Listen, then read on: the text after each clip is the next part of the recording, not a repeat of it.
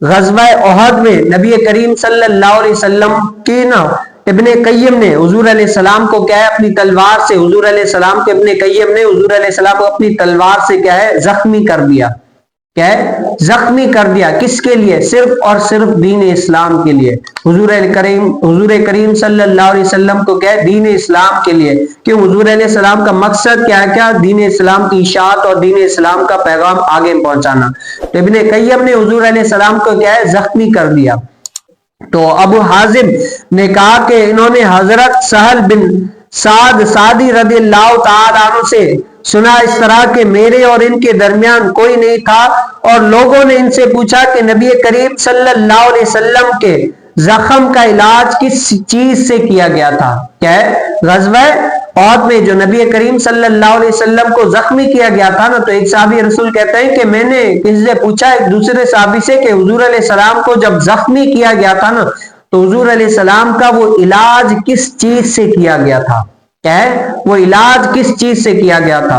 تو وہ صحابی کہتے ہیں کہ اس کا جواب صرف اور صرف میں جانتا ہوں، اس کے علاوہ اور کوئی نہیں جانتا۔ وہ کیا کہتے ہیں کہ میں یہ کہتا ہوں کہ اس ٹائم پر حضرت سیدنا علی رضی اللہ تعالیٰ عنہ ڈھال میں پانی لے آ رہے تھے، اور حضرت سیدنا فاطمہ الزہرا رضی اللہ تعالیٰ عنہا کیا ہے نبی کریم صلی اللہ علیہ وسلم کے چہرے اقدس سے کیا خون صاف کر رہی تھی۔ جو تلوار کی زخم لگا ہوا تھا حضور علیہ السلام کے چہرے اقدس سے یا حضور علیہ السلام کے جسم اقدس سے کہیں پر خون نکل رہا تھا نا، تو حضرت سیدنا فاطمہ الزہرا رضی اللہ تعالی عنہا حضور علیہ السلام کے چہرے مبارک سے، حضور علیہ السلام کے جسم مبارک سے وہ خون صاف کر رہی تھی۔ آخر محدثین فرماتے خون اتنا نکلا کہ خون اب رکتا ہی نہیں تھا، کہ اب اتنا بہ رہا تھا۔ تو حضور علیہ السلام کا علاج کس چیز سے کیا گیا؟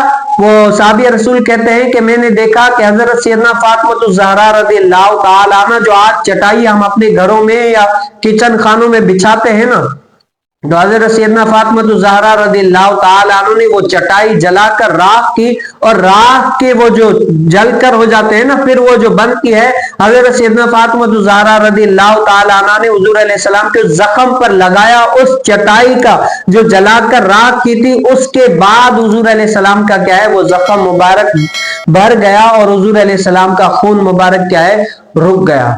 اب یہ جو حضور علیہ السلام نے اتنی مشقتیں اٹھائی ہیں کس لیے؟ صرف اور صرف دین اسلام کی اشاعت کے لیے، دین اسلام کی غلبے کے لیے، کہ دین اسلام پھیلے، اور جتنا دین اسلام پھیلتا جائے گا لوگ اللہ تعالیٰ کے قریب آتے جائیں گے، جہالت، گمراہی اور کفر سے دور ہوتے جائیں گے، اللہ تعالیٰ کے نزدیک ہو کے جائیں گے۔ آج دین اسلام کہاں سے شروع ہے؟ دین اسلام عرب سے شروع ہے، لیکن عرب سے لے کر عجم تک آج دیکھیں اسلام ہی اسلام ہے۔ میں اور آپ جو مسلمان ہیں وہ کیا ہے نبی کریم صلی اللہ علیہ وسلم اور ان کے صحابہ اور ان کے اہل بیت کی ان کوششوں کی وجہ سے آج میں اور آپ اسلام میں ہیں۔ کیوں؟ کیونکہ انہوں نے اسلام کو پھیلانے کی کوشش کی۔ تو اللہ تعالی ہمیں بھی نبی کریم صلی اللہ علیہ وسلم کی شریعت پر عمل پیرا ہونے کی توفیق نصیب فرمائے۔